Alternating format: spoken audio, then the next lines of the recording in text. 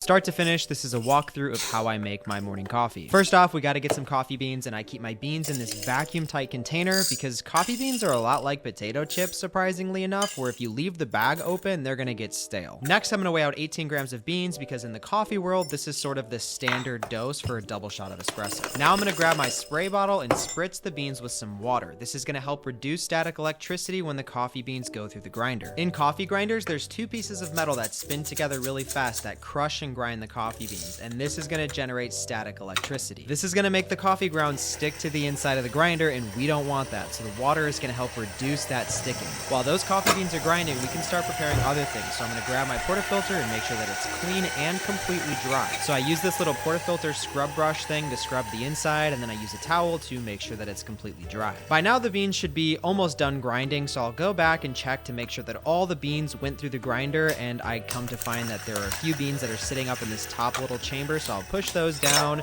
and in the meantime, while those grind, I can start pouring my milk. Use whatever milk that you'd like. I like to use whole milk. Sometimes I use a higher quality whole milk. Sometimes I use oat milk. I'm not here to milk shame you. Now, this is the most satisfying part of the espresso making process, in my opinion. It's called puck prep, and it's where we prepare the espresso puck for extraction. So let's start by throwing our coffee grounds into our portafilter as gracefully as possible. We don't want to lose out on some of our coffee grounds here, okay?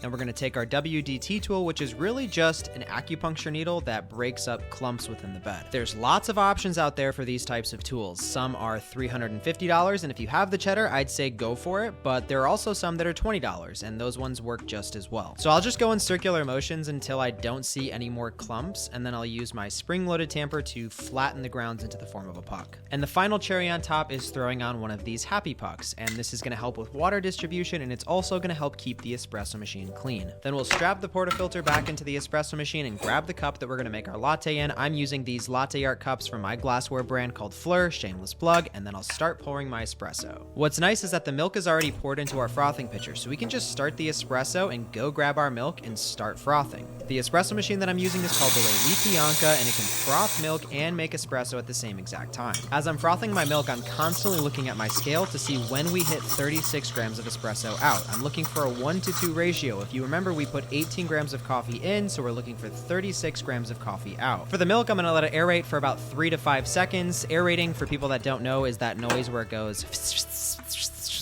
It's basically just incorporating air into the milk, bigger air bubbles. And then for the remainder of the milk frothing process, we're gonna submerge the steam wand tip, stop aerating, and instead texture the milk. This is where we break up those bigger air bubbles that we just introduced into smaller, finer air bubbles. Knowing when your milk is at the right temperature is kind of an experience thing, but here's a good rule of thumb that you can follow. As soon as that exterior of the pitcher is too hot to touch, turn it off. You're done. Don't worry, our espresso shot is not dying. That is a myth. That is not real. Let's think about this logically. How does a liquid die, and if it's in syrup or milk, magically not die? People that judge the world champion barista competitions don't even drink the espresso for 3 to 4 minutes after it's pulled. So why would they drink a dead shot? Now that our workspace is cleaned up and our steam wand is purged and we're not crusty milk people, we can pour our latte. Seriously though, make sure to run your steam wand a little bit after you're done frothing your milk to make sure that there's no milk sitting up in there. Latte art is something that I'm not very good at, but I'm working on, so I'm going to try to explain it the best way that I can, but there are better people to explain this, like Emily Bryant or Lance Hendricks, so look up those people. So you're going to want to start by pouring your milk 3 to 4 centimeters above the crema. This is going to set a base, and then you're going to want to get your frothing pitcher's tip as close as you possibly can. That's the only way that the milk art is going to appear. But if you're like me and you're struggling with pouring latte art, don't worry. It's not going to make the latte automatically taste better. It just looks a little bit better. Look at that. The froth is perfect. The foam layer is perfect. It's perfect. Enjoy. Thank you guys for watching. Start to finish, this is a walkthrough of how I make an iced latte. First off, we're going to start by grabbing some of our coffee beans, and I'm going to weigh out 18 grams of beans because in the coffee world, this is the standard amount for a double shot of espresso. No, I can't tell the difference between 17.9 and 18.1 grams of coffee. I just like when it's even. After I weigh out my coffee, I'm going to close up my bean container and make sure that there's no air in there, because if there is, the beans are going to become stale. Next, I'm going to grab my spray bottle and spritz the beans with some water. This is going to help reduce retention when it goes to the grinder. Retention is where the coffee grounds get stuck to the inside of the grinder because there's two burrs moving really fast together that create static electricity, and it makes the beans want to stick to the inside.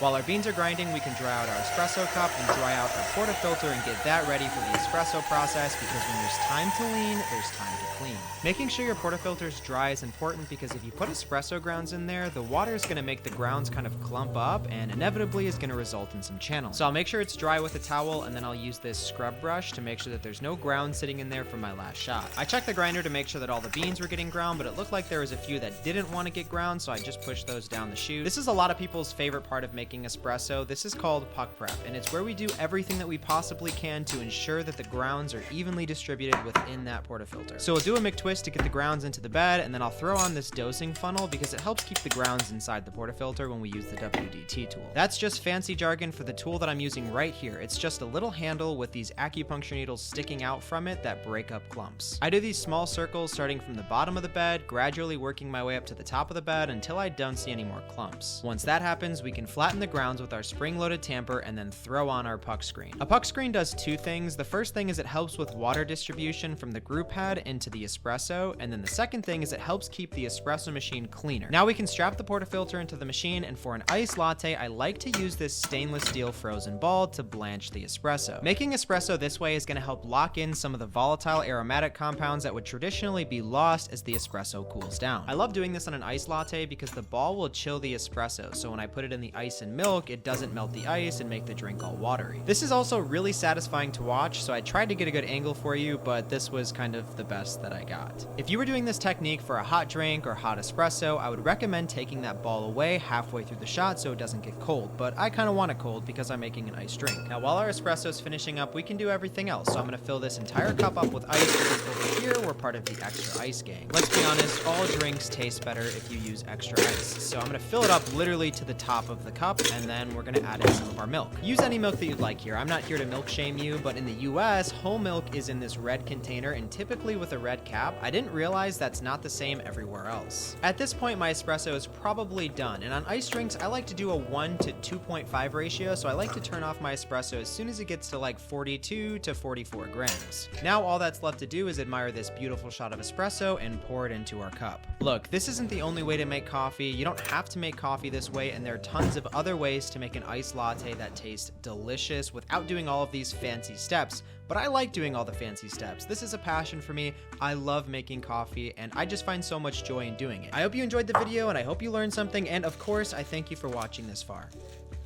Start to finish, this is a walkthrough of how I make a cappuccino. First off, we gotta grab some coffee beans, and I keep my beans in this vacuum-tight container because coffee beans are a lot like cereal, where if you leave the box open, they're gonna get stale. Next, I'm gonna weigh out exactly 18 grams of coffee beans because this is gonna give me enough for 2 shots of espresso, and that's exactly what I want in my cappuccino. Now I'm gonna grab my spray bottle and spritz the beans with some water. Coffee grinders have 2 pieces of metal in them that spin together really fast to crush the coffee. This process generates a static electricity that makes the crushed coffee beans want to stick to the inside of the grinder, and the water will make them not stick. Next, while those coffee beans are grinding, we can prepare everything else to make the cappuccino. I like to clean out this dosing cup and make sure that it's free of grounds. I'll put that away, and then I'll grab my portafilter and make sure that it's completely dry and free of coffee residue. I like to use the middle towel for drying off my tools, the right towel for milk, and the left towel for the countertops. So I use this little scrub brush to make sure that the portafilter is completely clean, and then I check the grinder to make sure that all the coffee beans are getting ground, but it looks like there's a few up there that didn't want to get ground, but I pushed them down there anyways. This noise that you hear is a feature of the grinder that ensures all the coffee grounds get out of the chute. Now it's time to do some puck prep and a McTwist to get the coffee grounds into the portafilter. I like to throw on this dosing funnel while I do puck prep because it helps keep the grounds contained into the portafilter and not getting all over your countertops. This tool that I'm using here is called a WDT tool, and it's basically a handle with acupuncture needles sticking out of it, or I guess you could call it a whisk for your coffee grounds. This helps break up bigger clumps in your coffee bed, making sure that it's all the same size. Then I use this tool called a tamper that flattens the grounds into the form of a puck. You just press that button and boom, it's flattened. Now I'll put on this smiley face puck screen to enhance water distribution and to help keep my espresso machine clean, and then I just like to use this brush to wipe off any remaining grounds too. A cappuccino is equal parts espresso, milk, and foam, so I like to get the espresso going first, and in the meantime we can start frothing our milk. You'll be able to see the exact ratios too because I'm using this clear cappuccino cup from my glassware brand Fleur. Shameless plug, the cups aren't out yet, but they'll follow us. Next, I'm gonna grab my milk frothing pitcher and purge out my steam one to make sure that there's no water sitting up in there. This next step is gonna make or break it. I'm gonna add 4 ounces of whole milk into my milk frothing pitcher. At this point, you could use any milk that you'd like. The steps are still gonna be the same. You don't wanna fill your milk pitcher here because we're gonna be introducing a ton of air and you don't want it to overflow. So I'll walk back over to the espresso machine, give my espresso a swirl, and then start frothing my milk. I like to use the tip of my pitcher as a guide for the steam wand, and then I'll put it at a 45-degree angle and tilt it back towards me like you can see here. So we're gonna aerate the milk for 10 seconds or until it about doubles in size. Aerating the milk is that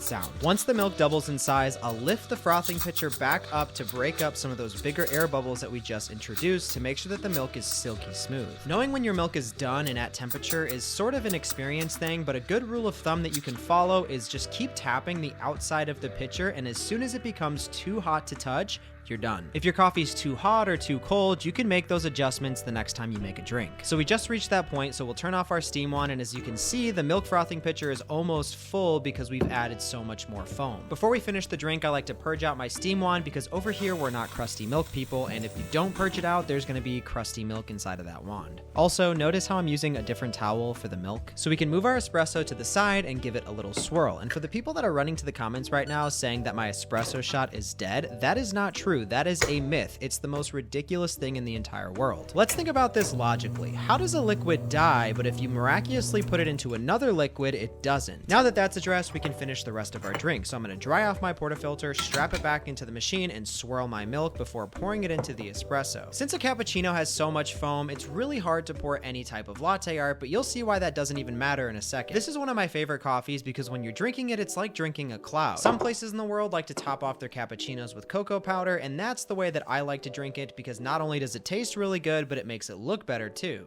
This powdered sugar duster is one of the cheapest tools that I have on my coffee bar, but it's easily one of my favorites to use. Like I said earlier, a cappuccino is 1/3 espresso, 1/3 milk, and 1/3 foam. So when you look at it from the side, it should look like this. This is a perfect cappuccino in my opinion. Start to finish, this is a walkthrough of how to make a cappuccino and a latte so you can see the differences. First off, I need some coffee beans, so I'm going to weigh out exactly 18 grams of beans because this is going to give me enough for 2 shots of espresso, 1 shot for the cappuccino and 1 shot for the latte. Now that I have exactly 18 grams of beans weighed out, we can close our container. This twisting motion is a function of the container. It sucks out all the oxygen so the beans don't oxidize and become stale. Next, I'm going to grab my spray bottle and give you and the beans a little spritz. I like to give you a spritz to cool you down so some of your comments are nicer, and then I give the beans a spritz to make sure that they don't stick going through the grinder. I'm a clean as I go kind of guy, so I'm going to dry out this dosing cup and put it back in the drawer. While our coffee beans are grinding, we have about 15 seconds to start preparing other things.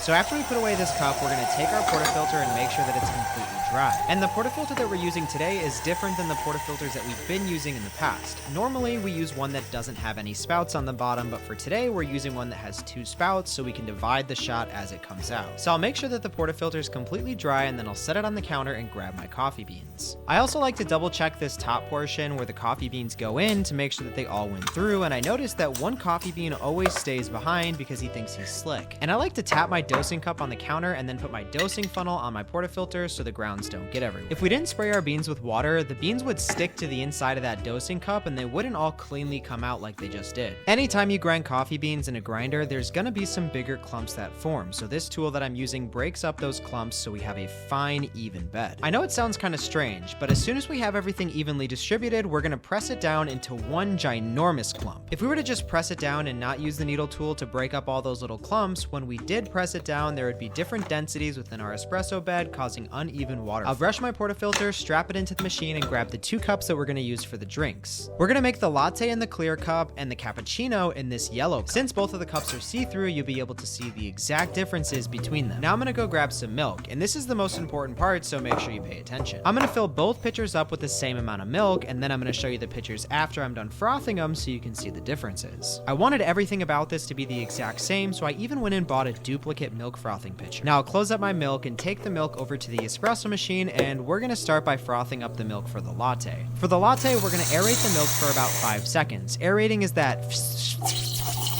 sound. It's essentially where you're incorporating bigger air bubbles into the milk. The steam wand on an espresso machine does 2 things. It makes your milk hot and it adds foam and texture. We obviously don't want to drink a cold latte, and lattes taste much better when they're creamy. After the 5 seconds is up, we're going to submerge our steam wand even further into the milk and let it break up those bigger bubbles into what we call microfoam. I'll give my espresso a couple swirls and set it to the side and just wait for my milk to come up to temperature. I can pretty much tell the correct temperature by using my hand and just tapping the exterior of the pitcher. Once it's about too hot to touch, you're done, so you can turn off the frothing wand, set your milk to the side, and then we'll grab the other milk to froth that one for the cappuccino. Time is of the essence here, not because the espresso shot's gonna die, but because the milk is gonna die. Kind of. If you let your milk sit for too long before pouring it into your espresso, the foam is gonna separate from the body of the milk and it's gonna be nearly impossible to pour any amounts of latte art. So I just got done cleaning my portafilter, I'll purge out my steam wand and then grab the other milk for the cappuccino. I know we're just gonna be putting the steam wand back in more milk, but I still like to purge it out and make sure that there's no water sitting inside of that wand. One way to help prevent your milk from separating is to give it a few taps and swirls occasionally while you're steaming your other milk. The cappuccino milk is a little bit different. We're gonna aerate this one for 7 to 10 seconds, and it's gonna introduce so much more air, making more foam. And that's where the difference lies between a cappuccino and a latte. It's the amount of foam that's used to make each one of the drinks. After that 7 to 10 seconds, the volume of your milk should have doubled, and you can submerge your steam wand to start breaking up some of those bigger bubbles. We want a silky smooth cappuccino. We don't want one that has all these big bubbles in it. I'll give my milk that's just sitting over here one more swirl, and by that time my milk should be done. And in just a second you'll see the volume differences between this milk and the other milk while it's sitting in the pitcher. So I'm just touching the outside of the pitcher, and as soon as I think, wow, that's hot, I turn it off. Now don't forget, we're not crusty milk people over here, so we'll set our pitcher down and then we'll wipe out and purge our steam wand. Our milk's already been sitting for like 30 seconds. What's another 2 or 3 seconds? It's okay, just purge out the steam wand. Now if you look closely at both of the pitchers, you'll see the one on the left has way less volume, and that's because it has way less air. We didn't put as much air into that milk. This milk is going to be for our latte, and this milk is the type of milk that you'd want to make latte art. This type of milk is going to have the right type of texture and the right type of foam to make it. This type of pouring pattern won't work with a cappuccino because the cappuccino just has way too much foam. You have 2 different ways that you can order a cappuccino. The first way is called a wet cappuccino, and this is kind of like a latte. It has less foam and more milk.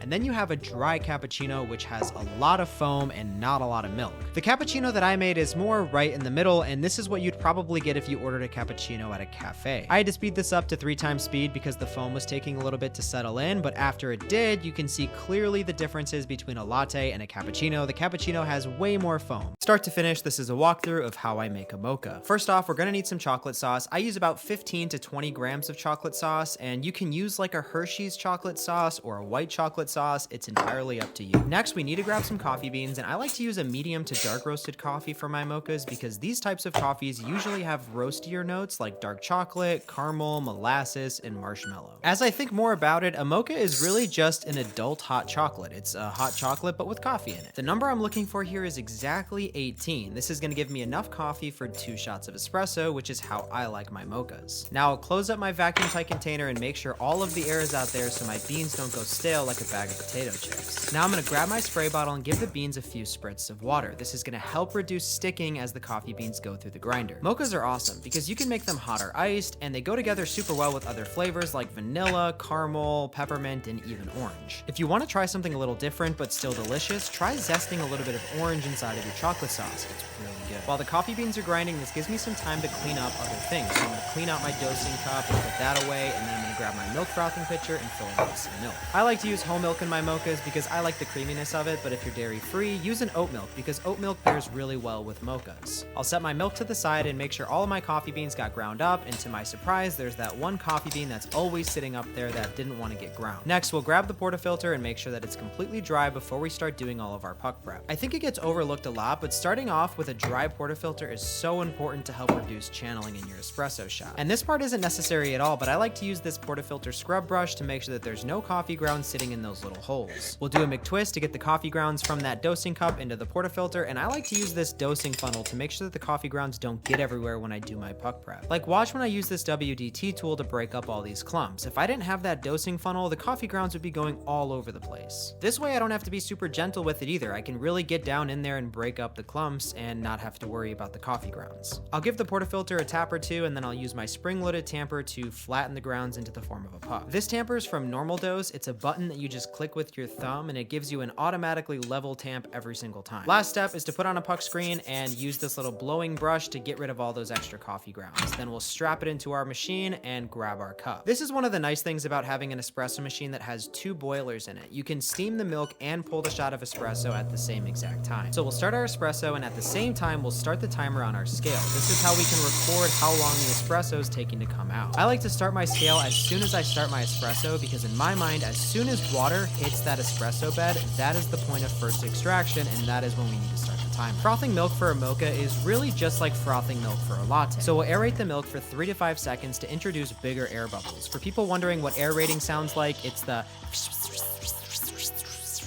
sound. Since we put the mocha sauce in first, the hot espresso is heating it up, which is going to make it so much easier to make sure that the entire drink is homogeneous. The last thing you want is to take that final drink of your mocha and have it all be chocolate sauce. Or maybe that's what you want, but for me, I want my entire drink to be equally chocolate. I use my right hand just to tap the outside of the pitcher, and as soon as it's too hot to touch, then I know it's at temperature and I can turn off the wand. Now, before we finish our drink, remember, we're not crusty people, so we're going to purge out our steam wand to make sure that there's no milk sitting in there, and we're going to clean out our portafilter. It only takes about 5 seconds, and trust me when I say this, your espresso machine will thank you. Those smiley face puck screens are reusable. I just use 6 or 7 of them throughout the week, and then I clean them all at the same time. Some people were also asking if I cross-contaminate the milk with the portafilter and stuff. I have 3 different towels that I use for different things, like the right towel is for milk, the middle towel is for drying things off, and then the left towel is for like the counters and my hands and stuff. Now, some people might rush to pour the milk into the espresso right away, but I like to use a spoon just to mix up that mocha sauce and the espresso even more. Stirring it like this also helps break up that layer of crema to make it easier to pour some latte art when you get to your milk. For today's latte art, I'm going for like a tulip sort of thing. I'll give my milk a few taps and a few swirls, and then I'll set a base with the milk. I fill it about 3/4 of the way full, and then I will try to get as close as I can to the espresso, give it a few wiggles, a blob, another blob, and then finish it off with a line. That was probably the best way you've ever heard latte art explained to you in your entire life, wasn't it? Thanks for watching. I appreciate it. This is how you make a mocha. Try it out. Let me know what you think. Start to finish, this is a walkthrough of how I make a caramel macchiato. Macchiato is an Italian word that means marked or stained. First, we need some coffee beans, and I'm gonna weigh out 18 grams of beans because this gives me enough for 2 shots of espresso, and that's how I like my macchiatos. A lot of the times at fancy coffee shops, if you order a macchiato, you're gonna get an espresso macchiato, which means 2 shots of espresso marked with some foam. And if you go to a coffee shop like Starbucks, you're gonna get a latte macchiato, which is the same macchiato that we're gonna be making. I'll spray my coffee beans with a little bit of water, that way they don't stick to the inside of the grinder as the beans get ground through. A latte macchiato is frothed milk marked with espresso, so basically the opposite of an espresso macchiato. While our coffee beans are grinding, we can dry out our dosing cup and hang back up our towel. Now in a separate cup, I'm going to add in 2 pumps of vanilla syrup, not caramel. I know the name caramel macchiato would make you think that you're going to put caramel syrup in here, but that comes a little bit later. Every time I check that grinder, there's 1 coffee bean that doesn't want to get ground up. Before I put the coffee beans in the portafilter, I like to make sure that it's completely dry and free of any residue. So I'll wipe it off with a towel, and then I'll use this portafilter scrub brush just to scrub it all good. The scrub brush is optional. It's really not necessary at all, but it's my process and I like to use it. Now we can grab our coffee beans and do my favorite part of the entire process, and that's called puck prep. This is my favorite process for 2 reasons. The first reason is that it's super relaxing to do, and the second reason is that it really helps you make a better shot of espresso. I'll start off by using this WDT tool, which is just these little needles that break up all the coffee grounds. I received an email yesterday from a coffee shop in Nashville that said their owner makes them watch one of my videos to start their shift because it'll make them become better baristas. Honestly, I thought this was wild. It's really cool, but it's wild. Then I started thinking that Nashville's not really that far away and that I should just go drive down there. I didn't do it, but maybe I will one day. I just finished all my puck prep, so I'm gonna strap the portafilter into the machine and get to work on frothing my milk. The espresso is gonna get poured on top over the milk, so we're gonna use a separate glass for the espresso to pour into. I always like to make sure to purge out my steam wand to make sure that we get rid of any water that could be sitting in that wand, and then we'll pour about 4 ounces of milk into our frothing pitcher. A lot of you guys make fun of me for using whole milk, which is kind of funny because I've never made fun of you for your milk preferences. For the macchiato, we're gonna be frothing the milk the same way we would for a latte. So we'll aerate the milk for 3 to 5 seconds, and if you don't know what aerating sounds like, it's that noise. After those 3 to 5 seconds are up, we're going to submerge the steam wand tip further into our milk and let it break up some of those bigger bubbles into what we call a microfoam. At the same time, I'm watching the espresso shot, and I'm going to turn it off when it gets to 40 grams. This is what a perfect shot of espresso looks like. That beautiful golden layer of crema, it smells delicious, it's hot, and it's ready to be poured into some of this milk. Knowing when your milk is hot enough is really an experience thing, but I like to use my other hand to tap the outside of the pitcher, and when it's too hot for me to touch, I'm going to turn off the steam. And you know the drill, we got to purge out our steam wand and make sure to clean it off right away because we're not crusty milk people, and we don't want milk to be crusting on that tip. At the same time, I take the opportunity to wipe down the scale and to clean out the grounds from the portafilter. So I'll take the portafilter and I'll knock out the old espresso grounds into that knock box, which is just other words for a trash can. Then I'll rinse the portafilter out with a little bit of water and then dry it off using the middle towel. I have 3 towels on my coffee bar and each one has a specific use. The right towel is going to be specifically for milk. The middle towel is going to be to clean off and wipe down tools, and then the third towel is to wipe down counters. Normally on a traditional latte, we'd be pouring the milk on top of the espresso, but for the macchiato, we're going to pour the milk first, and then we're going to grab the espresso and pour the espresso on top of the milk. This is where that term macchiato comes from, or to mark, because at the end, after you're done pouring in the espresso, all you're left with is a little mark on top of the milk. To finish off the drink and to truly make it a caramel macchiato, we need to add some caramel drizzle on top of that foam. Make the drink how you like to enjoy it, but in my opinion, there's no better way to enjoy a caramel macchiato than to add a ton of caramel drizzle. So I do zigzags vertically, horizontally, and then I go in some circles. So that's how I make a caramel macchiato, and if you wanted it iced, you basically do the same thing, but just add ice. Enjoy, thank you guys for watching. As always, I love you so much. Bye.